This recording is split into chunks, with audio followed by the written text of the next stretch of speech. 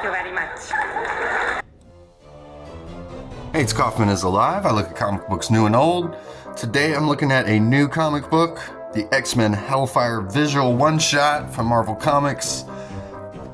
Now, X-Men has been putting out these HELLFIRE galas the past few years, where the X-Men throw this big giant party. They invite the entire Marvel Universe, it seems like. Even celebrities from the real world would show up in these comic books.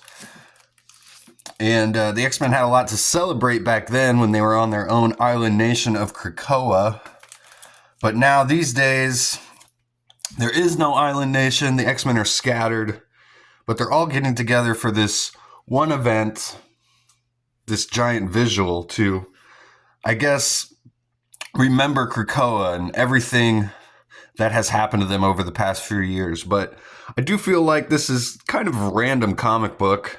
Maybe it's being done in place of an annual issue, which they, obviously annuals come out once a year, but they haven't been doing the X-Men annuals much, it seems like. I think they've put out one over the past 5 or 6 years, if I'm not mistaken. They do seem to do the HELLFIRE Gala in lieu of an annual, it seems like to me. So maybe that's what this is here, because I haven't seen any annuals on the solicitations or anything for X-Men. So there are a lot of X-Men comic books out there, though, which maybe is kind of the point of this one. Kind of a state of the union of the X-Men is essentially what this comic book is. We get little glimpses into kind of all the storylines going on, into all the teams in this issue. But the Krakoa hangover is real. This feels like the hangover that will just never end, as the X-Men cannot get over losing Krakoa. We actually see the mutant Krakoa here, who's the island itself was an actual mutant, which I always thought was a really cool concept. The mutants all living together on an island.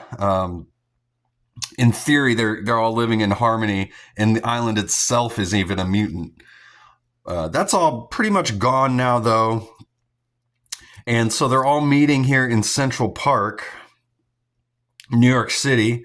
We do get this pretty cool double splash page. This is probably the coolest pages in this whole book here, as we just have all the mutants holding candles up here. And again, meeting here in Central Park. We see Rogue flying up here.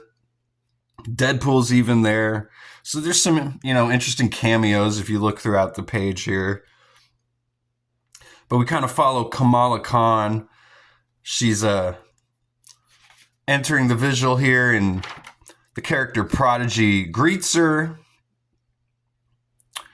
And he's just explaining to her that, she is taking her own journey as a mutant. They're happy that she's here.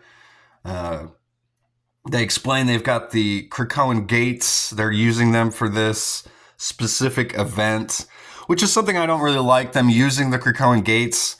That feels like such a staple of a bygone era now of X-Men. I know that they still had access to them. I mean, it wouldn't make sense, I suppose, for that technology to be destroyed, I guess, but they're just using it here for a party. Seems kind of odd. Why wouldn't they be using these Krakoan gates on some of the other X-Men teams when they're in battle? I mean, I guess Cyclops' team doesn't really need it. They have a teleporter and magic, but there's other teams that don't necessarily have teleporters. Maybe they could be using the Krakoan gates. Seems like a weird technology, though, to be utilizing for just such a frivolous purpose here of throwing this party. Now, this issue does seem like I said, kind of a state of the union. We're catching up on all the little corners of the X-Men here, but it does seem a bit unfocused of a story. The only real main kind of through line that's going on here is maybe this storyline with Cyclops, and he really wants nothing to do with this visual. He doesn't feel like there's any time for them to celebrate. He says someone needs to stay on station. That someone doesn't need to be you. Ben is going to stay here and watch the factory, she says. And she says, Scott, we are the X-Men, and this is a celebration of our people. And we got Ben back here saying hi. He's one of the new X-Men on Cyclops' team in that X-Men book. And he's got these giant hallucination powers he can create. And the X-Men, they don't really seem to want him to ever come along on any of their battles, because I guess they're afraid he's just like too powerful. He can't control his powers. And so Cyclops gives a little speech here, which sounds perfectly like Cyclops to me, in my opinion. This totally feels like something he would do. He says, 3K is out there, the upstarts are out there. One is waiting for us to slip. Ellis and Grey Malkin have got a sword over our heads. Have you all forgotten about how we barely saved this town? How the Brotherhood of Evil Mutants, in all but name, recruited a dangerous young mutant right from under our noses? How our enemies have a team of their own X-Men? And you want to go to a party. I just love that line by Cyclops. Probably my favorite. This is probably my favorite scene in the whole book, with Cyclops saying, and you want to go to a party. So, of course, Psylocke, she's not too happy about being told that by Cyclops, so she takes the rest of the X-Men, and she says they're going to go catch a bit of Dazzler in Chicago before meeting the rest of them in New York. So they've got this Hellfire Vigil seems to be going on in like multiple places. It's kind of confusing. At first, I thought it was just happening in Central Park in New York City, which, by the way, maybe not the best spot to do a giant Hellfire Vigil in the middle of the city where you could be attacked by any of your enemies at any moment. But I guess that's the X-Men trying to show their strength, that they can do that, you know, kind of a maybe a sign of defiance a little bit in a sense. But then we get a really kind of odd scene down here, panels at the bottom. I could definitely see some critics pointing this panel out for sure. I thought it was kind of funny, though. This Ben guy, who I was talking about earlier, he's got these hallucination powers. He's going to stay here and watch the screens with Cyclops. And he goes, do you want to make out or something? Or are we going to stare at screens all day not talking? And Cyclops is just like, Ben. And he goes, screens it is then. So just kind of a odd scene there of Ben asking Cyclops if he wants to make out. Don't know if this is actually leading to something. I kind of think this is actually like a storyline leading to something where Ben is going to be jealous of Jean Grey, her relationship with Scott. I don't think this is just some throwaway line, to be honest with you. We do get this bit of a story with Phoenix here. I haven't been reading the Phoenix series at all, so I don't really know what's been going on there. This is pretty confusing stuff, to be honest. Seems like she kind of reforms with the Phoenix. She meets these former entities, like these souls who are now living in these crystals. I don't know. It's bizarre. Her sisters come back. I don't really know what's going on, but she's heading back to Earth. So now we go to Chicago, where Dazzler's having her concert. Magic teleports the X-Men here, and she says she's got somewhere she needs to be, but she'll be back, and then we'll go to New York. We got Glob here. He's a huge fan of Dazzler, obviously. Quentin, Kid Omega, he's not. He calls her a total industry plant, and then he like gags. And Temper says, no one likes a hater, Quentin. And she walks away, and then Quentin asks Glob if he made the right decision by breaking up with Temper, and he's like, obviously you did not make the right decision. So then we see the concert from Dazzler here, and I gotta be honest with you, the lyrics to her songs are pretty cringe. She needs to get a better writer or something, because the lyrics are terrible. They sound like something you'd be singing at like Sunday church. Like they sound like praise songs or something. Maybe that's the point. I don't really know, but I'd kind of have to lean maybe with Kid Omega. She seems a bit like an industry plant. But we see Beast, he's meeting with this new X-Men named Jen, who is one of the grown adults who was given the X gene and became a mutant in her adulthood. So her and Beast are able to bond a bit over this because Beast also had a secondary mutation that happened when he was much older. So they're kind of bonding over that. I like all the relationship building in this book. There's quite a few couples that seem to be coming together here, which I like. But there's really no overarching threat in this book at all. You know, there's no timer counting down. There's no sense of urgency or anything like that in this book. Just a bunch of conversations between X-Men. So, and this one goes on for a few pages. It's just Colossus. He's lost. He doesn't know where he is in his life. He's looking at memories of his home and stuff like that. Magic shows up, tells him to quit sulking. He says, "We don't sulk. We're Russians. We brood." And she says, "You're not planning on wearing that." She's going to take him to the Vigil. They make a stop in Limbo and change clothes real quick. And then Colossus just says, "After this, I'm going to take a long walk." So I don't know what they're doing with Colossus here. I would like to see him become one of the main X-Men again. He should definitely be one of the leaders of the X-Men, in my opinion, or be one of their biggest rivals. I always loved the dynamic of Cyclops or Colossus being a bad guy. And he doesn't seem to be doing a whole lot right now. So then we got the X-Men teams meeting up here. Rogue's team and Cyclops' team, although it's being led by Psylocke right here because, of course, Scott ain't there, which Rogue brings up. She says it's complicated. Rogue brought all the new X-Men here as well. And Psylocke, she notices this new character, Deathstream. He doesn't have anyone to dance with. He's kind of a young kid, so she is showing him how to dance there in a nice little moment. I do like this here. We see Temper and Ransom getting together, and they're two X-Men from the two different X-Men teams, so I think that's a good dynamic. We have a relationship between people who aren't on the same team. There's no real hard rules about which team you need to be on, though, so I don't know why they wouldn't just start working together. Maybe they will, but at this point they're on different X-Men teams. But like I said, there's no reason why they can't just be all on the same team here.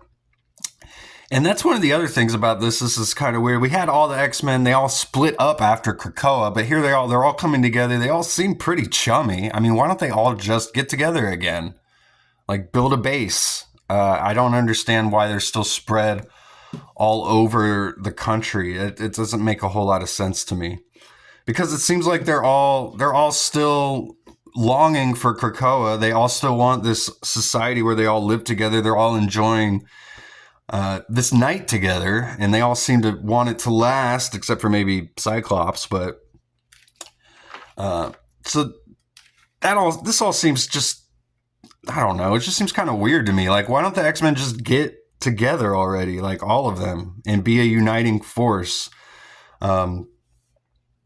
There's some pages here with the exceptional X-Men. They're just kind of like, "Oh, we're mutants, yay!" And then we see Kitty Pryde's talking to Iceman, and she doesn't want to have anything to do with the X-Men. It seems like she's grieving over something. She says, "I need to grieve alone." And then we've got Emma Frost. She's like, "Oh, Catherine Pryde, you stubborn ingrate. You would have loved this."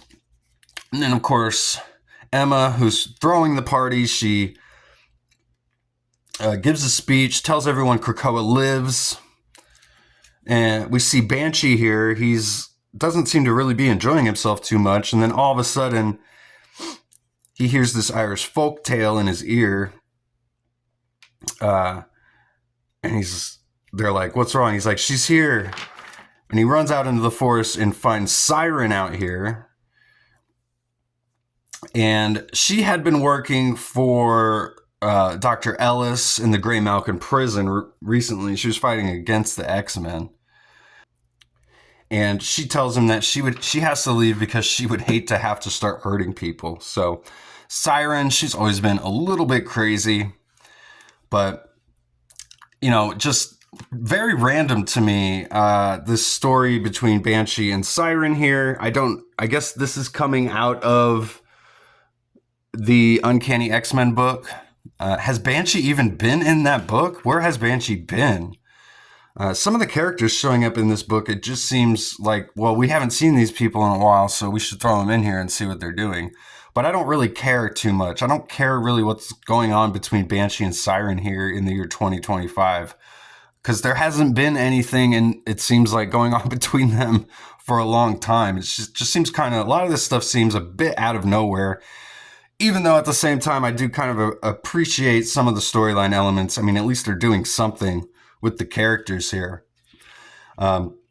Finally, we get some bad guys showing up here. Just these little sentinel dogs. They're coming to arrest Dazzler in here. And another kind of confusing scene with Strong Guy and Multiple Man. They're jumping out here to try and stop this Office of National Emergency called One. They're trying to kidnap or arrest the mutants here. Kidnap them, arrest them, whatever. And they're trying to stop them down in some of these panels, and they seem to stop them, but then Domino shoots them and they go down. I don't know what's going on. I thought Domino was on their team. This probably ties into what was happening in X-Force, which just got canceled about a month ago, maybe. So, but I read the first issue of that, and I don't remember Strong Guy or Multiple Man really being a part of that. So I don't know what's really going on here at all. It's kind of confusing, much like the Phoenix portion of this book was very confusing to me. So, but again, the lyrics here are just cringe. They're so terrible, to be honest with you. I don't know if there's any comic book writer that can really write good song lyrics.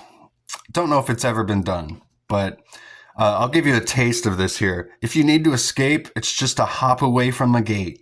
We spoke in secret code. We bedazzled and glowed. In that perfect time, like we owed nothing at all. Take my hand to the green lagoon, where good and evil waltz beneath the blue moon.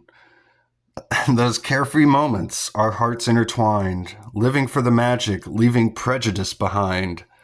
Hellfire nights in our finest disguise, dancing with dignitaries under starry skies. We were the story, the last Krakoan dream. Everything looked flawless, or so it seemed. I mean, not a bad poem, but just think about them as if this was actually a song. Again, it just sounds like some church praise song or something, some worship service song. But so Dazzler, she's confronted by Dr. Ellis. They arrest her. She gives up without a fight, basically. She's saying she doesn't want something. Apparently, in her miniseries, issue number 4, there was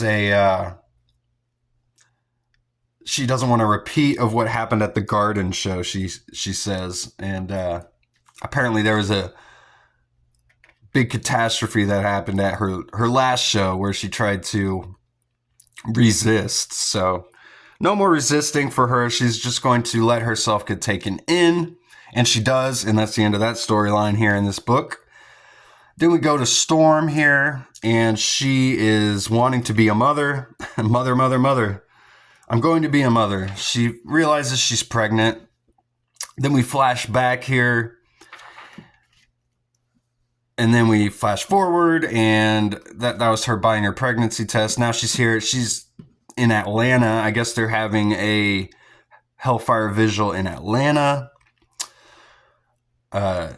She sees she's not pregnant, but then she gets a vision from Oblivion out of nowhere for some reason.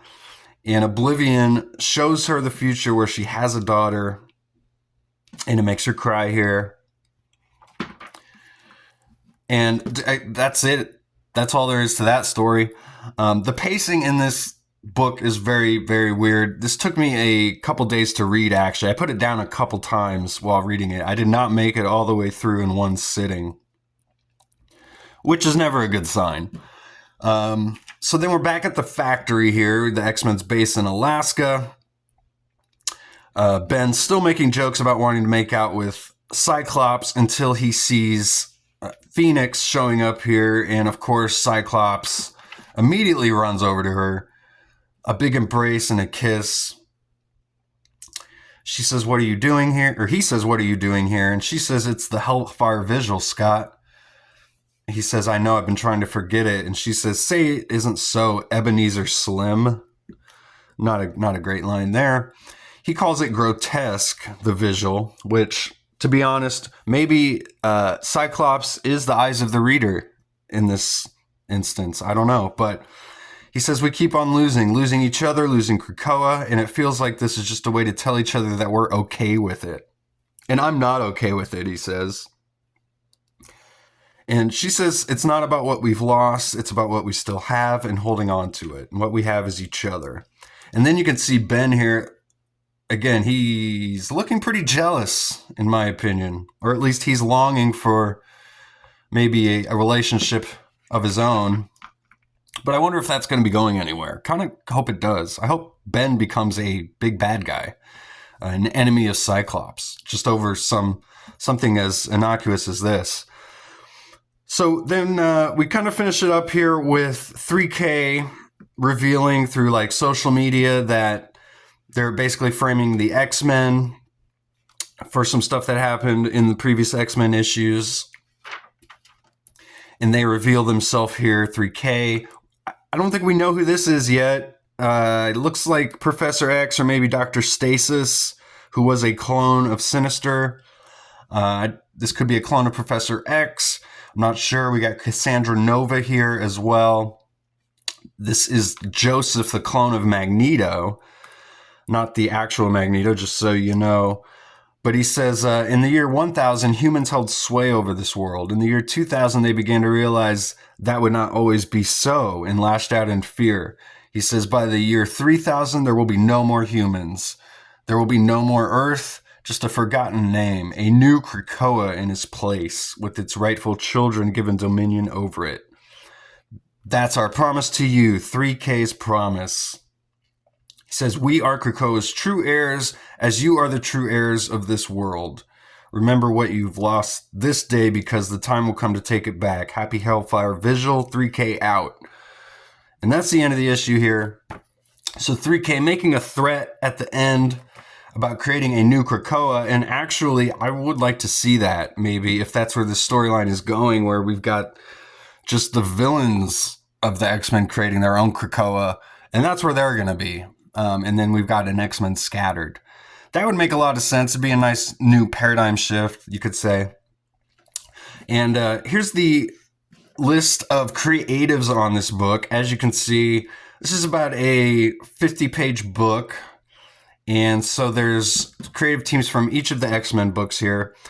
Lito Diaz does the artwork here on these last few pages. He's one of my favorite artists at Marvel. And I think his stuff is some of my favorite stuff in this book. These pages here look really good. I believe that was his page, but a lot of the art in here is just okay. Nothing really too stand out. With X-Men, you really expect like some standout artists. I don't really feel like we got that in this issue. This whole issue just seems kind of a mess, to be honest. I did like some of the character building, the relationships between Temper and Ransom. You know, Jean and Scott got back together. That's good. Storm, she is going to be having a child, we found out. We just don't know exactly when that's going to be happening. So there's little things that I liked, but overall, this just seemed unnecessary, and at $7.99, way too overpriced. So I do like the concept, the idea of what they were trying to do here, but I just don't think it really worked too well. And a lot of it was just a lot of talking. There really was not hardly any action in the entire book. So let me know what you guys thought. Have you read this yet? I'd say probably skip it. I'd give it a rating of, I gotta go maybe 2.75 out of 5. Just underwhelming and not too focused to me. And boy, Krakoa, again, the X-Men, they just can't get over losing Krakoa, it seems like. They need to move on. I'm ready to, so let me know, did I miss anything in the comments? And please subscribe if you haven't yet. I do post daily comic book reviews. Go read comics.